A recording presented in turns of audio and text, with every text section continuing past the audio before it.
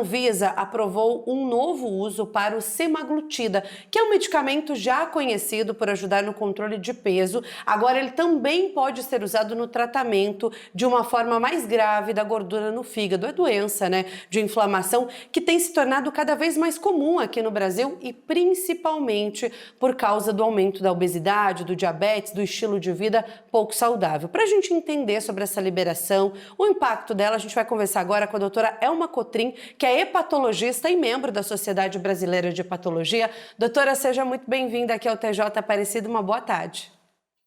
Boa tarde, em nome da Sociedade Brasileira de Hepatologia, eu agradeço o convite, porque realmente é um assunto que merece ser tratado com a população.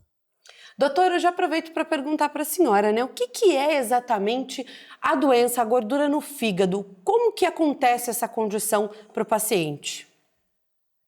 Veja, então o que nós chamamos de gordura no fígado, né, tecnicamente é chamada doença esteatótica do fígado, que pode ser relacionada com causas metabólicas, que é o que nós vamos abordar nesse momento, mas também pode ser relacionada com álcool e outras causas. Isso significa, o que é que significa a esteatose, ou a gordura no fígado? Significa a deposição de um tipo de gordura chamado triglicérides nas células hepáticas, nas células do fígado, chamado hepatócito. Isso é secundário principalmente a alterações metabólicas, como as que causam obesidade, diabetes mellitus, mas no magro também pode, por influência genética e até de etnia, esses pacientes também podem acumular gordura no fígado por alterações, por excesso de alimentação rica em carboidratos, quer dizer, em açúcares, rica em gordura, consumo excessivo do álcool. Então, isso é que significa gordura no fígado, a deposição desses triglicéridos, um tipo de gordura, dentro da célula hepática chamada hepatócito. Doutora, muito boa tarde. Queria que a senhora até falasse, pelo que a senhora observa, hoje em dia as pessoas estão realmente mais com gordura no fígado? Tem se falado mais sobre esse assunto? E a doença, ela é silenciosa? Como também poder detectar?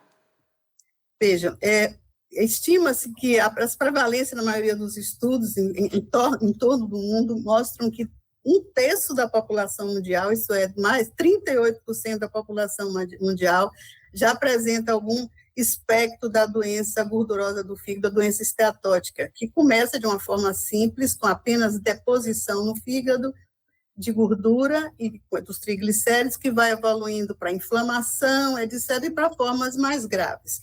Então, é uma doença silenciosa, e que no início não apresenta sintomas, então os pacientes são identificados através, e devem ser investigados quando tem fatores de risco, quer dizer, obesidade, alteração de colesterol, que nós chamamos de dislipidemia, ou triglicérides, diabetes mellitus, etc. Então, temos que ficar atento a esse grupo de risco da população, porque não há, embora seja uma doença de prevalência, de frequência elevada no mundo todo, tanto no Ocidente como no Oriente, não tem indicação de ficar fazendo exames, ultrassom para toda a população. Então, custo-benefício não é indicado. Agora, o que tem acontecido? Mudança do estilo de vida. Nós observávamos até as 2 décadas atrás uma frequência muito alta no Ocidente, principalmente nos Estados Unidos, que tem um volume maior de publicações científicas, de estudos científicos, e que é uma doença muito prevalente no Ocidente. Na verdade, a mudança de hábitos também no Oriente, no Japão, na China, eles começaram também a ganhar peso, a apresentar obesidade, desenvolver também essa doença. Então, é uma doença que tem uma relação muito frequente com a obesidade, cresce a sua frequência em paralelo com o crescimento da obesidade. A obesidade é essa que já é considerada há alguns anos pela Organização Mundial da Saúde como uma epidemia mundial. Então, a preocupação grande com o fígado, porque, na verdade, quando essa doença afeta o fígado, essas alterações metabólicas de obesidade e diabetes, pode também já estar infiltrando, quer dizer, envolvendo outros órgãos, como o sistema cardiovascular, isso é coração e vasos, pode estar envolvendo o rim.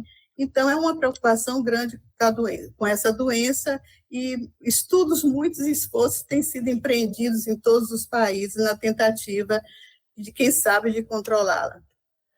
Doutora, justamente sobre esse novo medicamento, né, o semaglutida, o novo uso do semaglutida, existe contraindicação? Tem alguma regra quem não pode usar esse medicamento? Ou cada caso deve ser estudado? Como que ele atua no fígado? Pois é. Então, assim, como você iniciou muito bem a sua apresentação do tema, é uma medicação já aprovada para obesidade e diabetes, né, porque ela ajuda a perder peso, ajuda a controlar o diabetes, mas recentemente, há menos de um ano, foram concluídos estudos mostrando que ela pode ter uma eficácia também sobre o fígado, independente, então, sim, teria duas ações. Quando controla fatores de risco, quer dizer, quando você controla a obesidade e controla o diabetes, ou o colesterol e triglicérides, e outras causas, hipotireoidismo, etc., você também está controlando, de certa forma, a quantidade de gordura que chega ao fígado.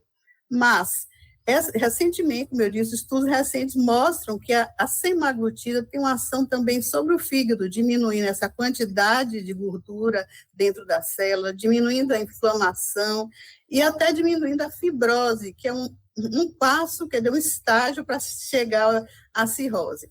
Também ninguém deve se assustar, porque essa doença é insidiosa, então ela evolui vagarosamente, por isso que nós temos que cuidar da doença desde o início.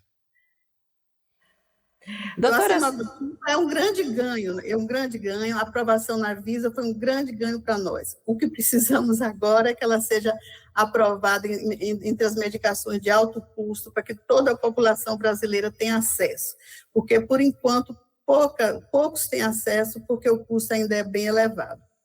E, doutora, para a gente encerrar, o que dá para ser feito, né, além desse remédio, para diminuir a gordura no fígado? De repente, assim, para não chegar à necessidade de usar o medicamento.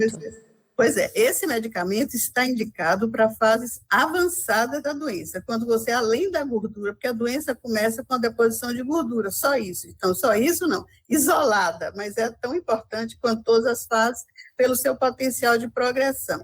Quando a doença está na fase só de esteatose, medidas de comportamento como a mudança de estilo de vida, acabar com o sedentarismo, ter dietas equilibradas para controlar peso, controlar diabetes, já são medidas eficazes que podem auxiliar. A semaglutida e outras medicações ainda não aprovadas, mas consideradas específicas para o fígado, devem ser utilizadas só na fase da doença mais avançada. Então, precisa de um bom diagnóstico, precisa de bons médicos acompanhando esses pacientes de forma multidisciplinar, porque agora nós já sabemos que ela não é uma doença só do fígado, ela envolve coração, ela envolve vasos, ela envolve rins, então a gente tem que frear o processo antes. E quando chega nessa fase que eu vou chamar intermediária, que a semaglutida consegue regredir a inflamação e a fibrose, também já é um passo avançado. Então, deve ser seguido por médico, não é uma medicação que se deve usar de forma fútil, e deve ser, eu acho que vai ser, no Brasil, felizmente, agora é usada com receituário, porque até bem recentemente se vendia até em academias, né? Perfeito, doutora, muito obrigada pela sua participação, pelas explicações, né? Falando que está liberado esse medicamento, né? Mas só em casos mais graves, né? É importante as pessoas terem consciência disso. Uma boa tarde para a senhora. Obrigada, boa tarde. Para você, sucesso, obrigada.